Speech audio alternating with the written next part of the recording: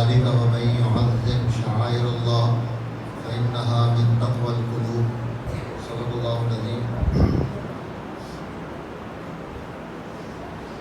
وقال رسول الله صلى الله عليه وسلم العلماء ورثة الأنبياء أو كما قال النبي الكريم صلى الله عليه وسلم.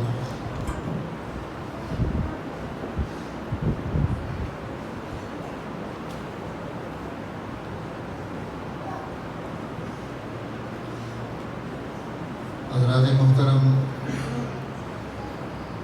ایک دفعہ درود شریف پڑھ لیں، آپ تھکے ہوئے نظر آ رہے ہیں.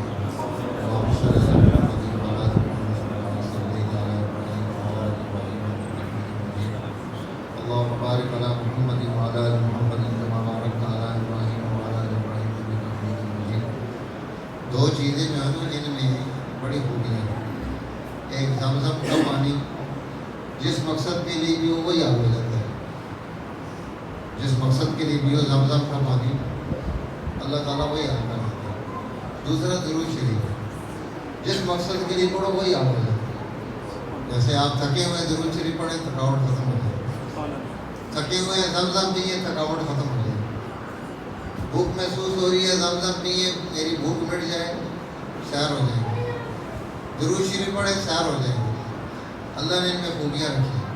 بہرحال آج کی ہماری یہ جو مجلس ہے یہ بڑی خوش قسمت اور بہترین مجلس ہے کہ آپ نے جناب رسول اللہ صلی اللہ علیہ وسلم کے ارشادات سنے. یہ معمولی بات نہیں ہوتی. اللہ کے نبی بول رہے ہوں اور اللہ کے نبی کی گفتگو ہمارے سامنے آ رہی ہو، یہ بہت بڑی سعادت ہوتی ہے. اور دوسری چیز، یہاں پر تذکرہ ہے اولیاء اللہ کا. اولیاء اللہ کا تذکرہ جو ہے یہ خیر سے خالی نہیں ہوتا. اولیاء اللہ کے تذکرے میں اتنی برکتیں ہیں کہ ان کو بیان کرنا شروع کریں تو ساری رات اسی میں گزر جائے کہ یہ تذکرہ جو ہے اس میں کتنی خوبیاں ہیں. اور پھر اس تذکرے کو لکھ کر جمع کر دیا جائے، یہ اور بڑی خوبی ہے. اور اللہ کے گھر کے تذکرے کو لکھ کر جمع کر دیا جائے، یہ اس سے بھی بڑی خوبی ہے.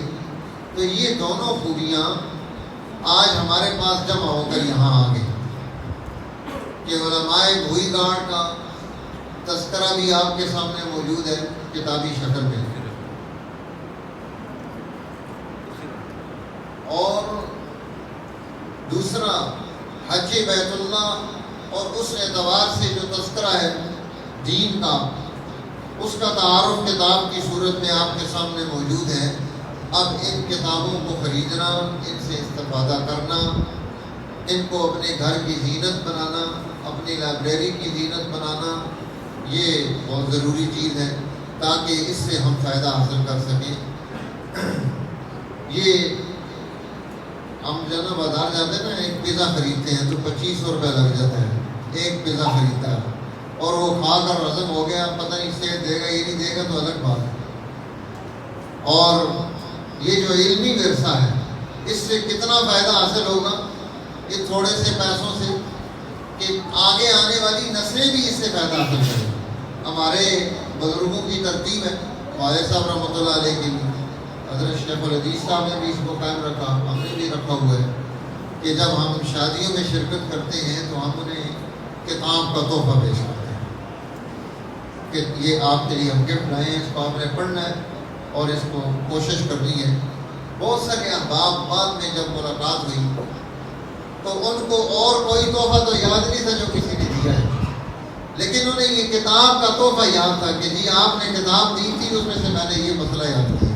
کتنی ظاہر ہے ہمیں روز دوسرے دن چوتھے دن شادی میں شریک ہونا پڑتا ہے اور کثرت کے ساتھ جو ہے نا وہاں رابطہ ہوتا ہے، وہ دوست جو ہے نا واپس فیڈ بیک بھی دے رہے ہوتے ہیں. تو اس لیے یہ بھی ہے کہ ہم کتاب کا تحفہ بھی دے سکتے ہیں کہ بھئی یہ کتاب آپ جو ہے نا یہ پیسوں کے بجائے آپ یہ کتاب اپنے گھر میں رکھیں، اس کو مطالعے میں لے کے.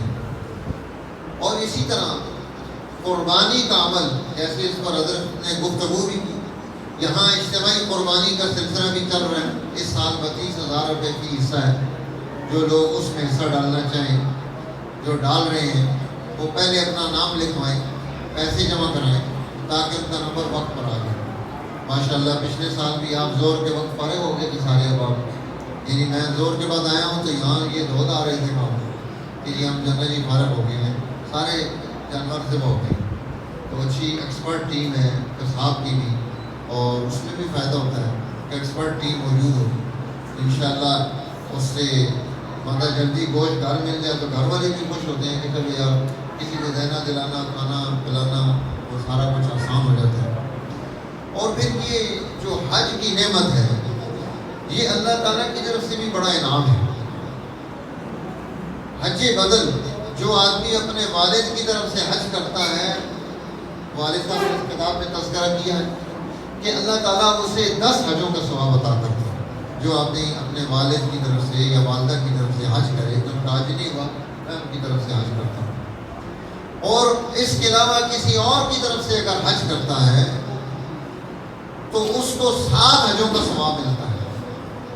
اور اگر کوئی حج کروائے اپنے پیسے دے کر کسی کو کہ آپ یہ حج جو ہے نا میری فلاں کی طرف سے کر رہے ہیں تو اس کو بھی ثواب ملے گا، اس کرنے والے کو بھی ملے گا، اور جس کے لیے ہو رہا ہے اس کو بھی اللہ تعالیٰ عطا کرتا ہے۔ میں پرسوں ہی نور محمد نظامی صاحب جو ہے نا یہ انہوں نے علماء بھوئی گاڑ پر جو ہے نا یہ بہت عظیم الشان خدمت سے انجام دی، تو ان کے اعزاز میں واقعات میں ہمارے گھر میں ان کے لیے ہم نے ایک پروگرام رکھا کہ آپ نے مانا ہمارے ساتھ آنا جی جو ہے نا قیصر دلاور بھائی کو بھی دعوت دی تھی کہ ماشاءاللہ ہمارے سرمدان میں ادبی کام پر بڑی محنت کر رہے ہیں، یہ بھی آئے تھے۔ تو گفتگو ہو رہی تھی، الحمدللہ مجھے اللہ تعالیٰ نے توفیق دی، 2007 میں بھی میں حج پر گیا، وہ پہلا حج تھا میری اپنی طرف سے۔ جب پھر توفیق ملی 2015 میں تو گھر میں ہماری گفتگو چلی حضرت شیخ الحدیث صاحب سے کہ یہ حج کس کی طرف سے کیا جائے تاکہ حج بدل بن جائے اور ان کا حج بھی ہو جائے گا، ہمیں بھی اجر مل جائے گا۔ تو پھر رائے بنی مولانا طیب صاحب کی، حضرت شیخ الحدیث صاحب کی، گھر میں افراد کی کہ آپ اپنے نانے علی خاندان میں سے کسی کی طرف سے حج کر دیں، ایک کی طرف سے ہو سکتا ہے۔ تو پھر میں نے اپنے ماموں جان استاد محمد نورانی صاحب رحمۃ اللہ علیہ فوت ہو گئے ہیں، ان کی طرف سے حج کیا۔ اس دفعہ پھر جب ہم اس میٹنگ میں بیٹھے تھے تو پھر میں نے یہ گفتگو چلا دی کہ اس سال اللہ تعالیٰ نے مجھے پھر توفیق دی ہے، حج پر جا رہا ہوں، اور اسی کی برکت سے کہ سارے حضرات بھی جڑ گئے کہ کتاب آ جانی چاہیے۔ میں بھی پیچھے لگا رہا کہ میرے حج کے جانے سے پہلے میری کتاب آ جائے، ورنہ خیر نہیں ہے۔ تو یہ سارے حضرات لگ گئے، بچے بوڑھے جوان مرد سب لگ گئے کہ کتاب آنی چاہیے۔ تو الحمدللہ آج کتاب آپ کے سامنے ہے۔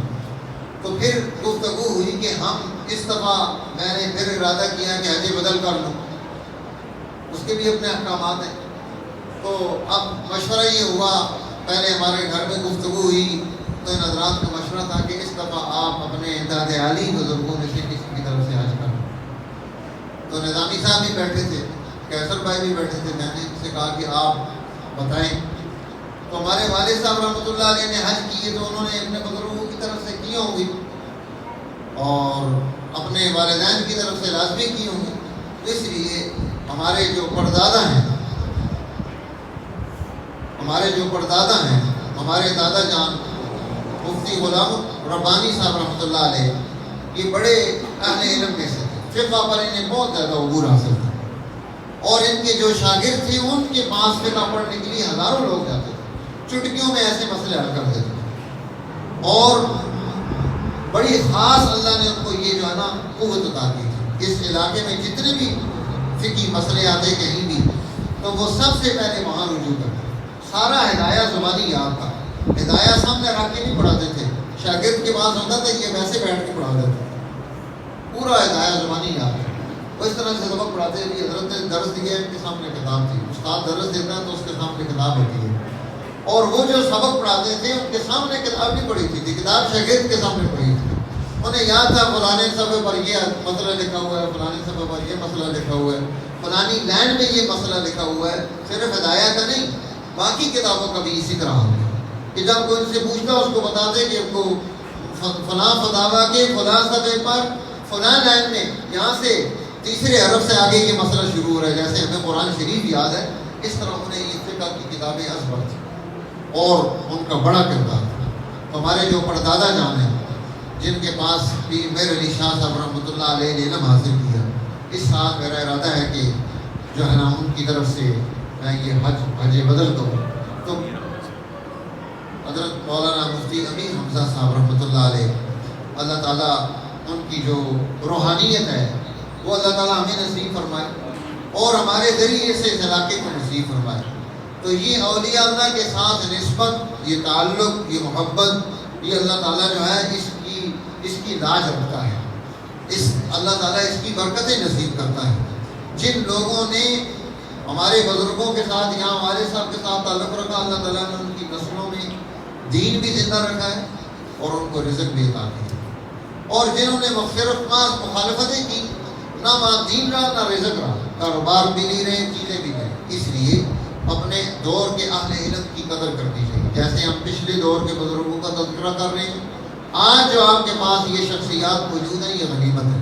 ان کی خدمت کر کے، ان کی مجلس میں آ کر، ان کی صحبت کو اختیار کر کے یہاں سے ہم فیض حاصل کر کے جائیں گے. ہمارے یہاں یہ المیہ ہے، اس دن مولانا مسعود صاحب بھی ذکر کر رہے تھے کہ ہم زندوں کو نہیں پوچھتے، جب کوئی چلا جاتا تو پھر کہتے ہیں بڑا اچھا آدمی تھا. بھائی جو زندہ ہے اس کے پیچھے پولیس لگی ہوئی ہے، یہ بھی بہت اچھا آدمی ہے. بڑا بہت اچھا تھا تو چھوٹا بھی بہت اچھا ہے. اس لیے یہ قدر جو ہے یہ بہت ضروری ہے کہ آج جو ہمارے پاس یہ علم موجود ہے، ہم ان کی قدر کر کے، ان کی مجلس کو اختیار کر کے، ان سے محبت رکھ کر ہم جو ہے بہت سارے نتائج حاصل کر سکتے ہیں. اللہ تعالیٰ ان تمام محنتوں کو قبولیت نصیب فرمائے اور ہم دنیا میں بھی سرخرو ہوں، آخرت میں بھی سرخرو ہوں. اور جتنے لوگ حج پر جا رہے ہیں اس وقت میں بالخصوص جو پرائیویٹ حج والے ہیں ان کے لیے ذرا مسائل زیادہ آگے، اللہ تعالیٰ ان کے لیے آسانیاں فرمائے. سب کو اپنے گھر کا دیدار نصیب فرمائے. حضور علیہ السلام کے روضہ عطر پر حاضری نصیب فرمائے اور بار بار نصیب فرمائے. اسباب و وسائل نصیب فرمائے تاکہ ہم سب وہاں پہنچتے رہیں اور وہاں کی برکتیں سمیٹتے رہیں اور واپس اپنے علاقوں میں آ کر ان برکتوں کو بکھیرتے رہیں. وآخر دعوانا الحمدللہ.